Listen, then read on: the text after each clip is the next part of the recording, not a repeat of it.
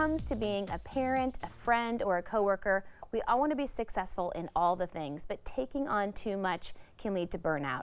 Here to help us avoid complete exhaustion, we welcome back the author of Doing It All, Dr. Whitney Casares. It is so great to see you. Good to see you too. We have some good scientific research to back up how overwhelmed specifically parents are right now that just came out. Yes, the U.S. Surgeon General just put out a report that said that 41% of parents are so stressed they can't function. Yeah. 48% of parents say that they are completely overwhelmed.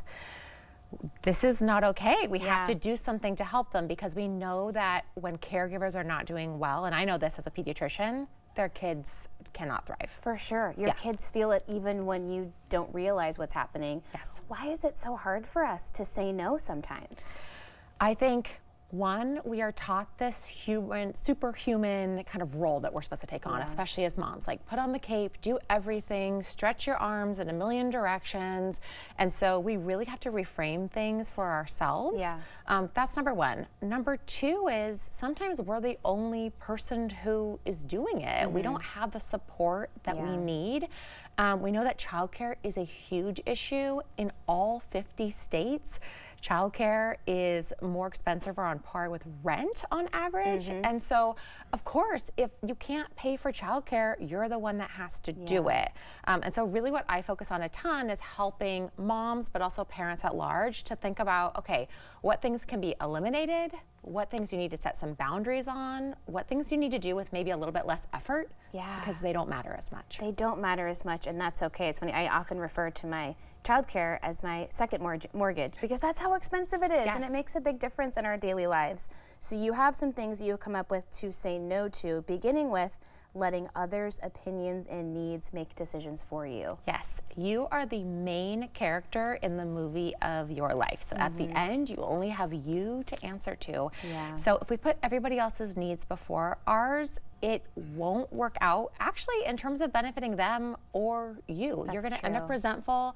You're going to snap more often at your partner if you have one, at your kids. And of course, we have to think about what other people's needs are somewhat when we're parents, but we have to make sure that we're taking a moment for ourselves. And I don't mean bubble baths and chocolates. I mean like creating a life for ourselves that feels sustainable, where we don't feel like we're on our edge every single day. When I think a lot of us can maybe pinpoint a certain situation that we regret not saying no, and you can remember that feeling and think, gosh, why couldn't I say no to that person?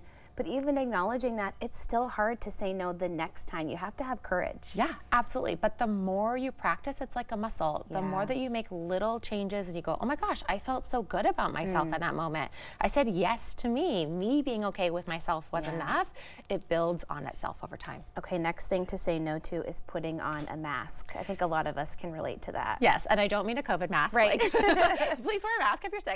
I mean this idea of it's all fine, I'm all good, I have it all under control.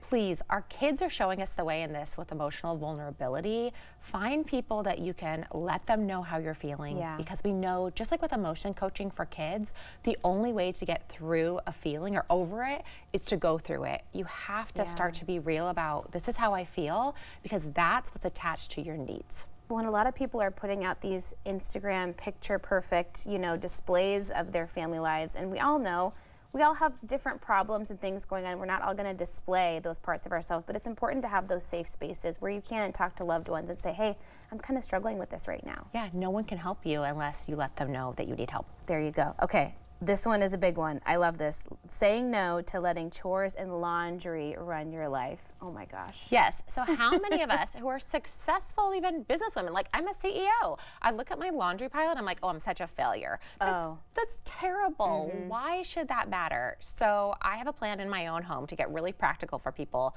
where from 7 to 9 every Thursday, that's when I fold and put away laundry. Okay. The rest of the week I'll wash and dry, but I just keep it in a pile until then. And if I don't get it done in that 7 to 9 period, I will shove it in a closet. I will just push it out of the way. I will put it in drawers. That makes it so that this thing that repeats over and over and over in our lives doesn't take up so much brain space and doesn't make us feel guilty all the time. What is it about the folding? It's impossible. It's that doom pile that keeps growing and never goes away. Okay, I'm going to tap into that. Okay, next one to say no to is showing up like a man. This makes so much sense, I think, for a lot of women in the workplace. Yeah, so part of this issue that we have for parents, and especially working women parents, is this idea that we were taught we're supposed to lean in. Like, just be a man, don't be emotional, treat it the same way. No, we come to the table with unique gifts, and our vulnerability and our emotions that we show actually are a huge part of why we're able to be successful as parents and also in the workplace. So I think we need to be done with this idea of I'm not going to be my true authentic self. When you're your true authentic self, then you can really make changes and make impacts in the world. And it feels like that's becoming more accepted in the workplace, but we just have to keep pushing forward and raising our hands and saying, this is okay, this is me, I'm showing up as me today. Exactly. Okay, number 5, saying no to staying in boxes that are too small for you. Tell me about that one. Yeah, so that means like playing small in our lives, saying like, okay, I'm gonna stay the martyr. I'm gonna stay in this one role at my job, even though I know I'm capable of doing all these other things that are amazing. The other part of that is, I think, making sure that you are speaking up out loud about your needs as a parent in the workplace and in the community, and advocating for change that we need to make from a policy standpoint and from a systemic standpoint. So things like childcare reform, things like paid parental leave, things like making sure that we have equity in our households, and that if you have a male partner and you're a female, that you're getting help from that person and learning some systems that can make it so that there's more equity, more fairness for you. Because a lot of times when you feel like you're alone struggling with something, once you raise your hand, you realize there is a whole community and people right next to you. You don't realize they might be walking through the same thing as you. Yeah, exactly. And we can all support each other in that. Thank you so much. It was great to see you. Yeah, my great pleasure. Stuff. The book, again, is Doing It All, and we'll have more information on our website at katu.com. We'll be right back with more Afternoon Live right after this.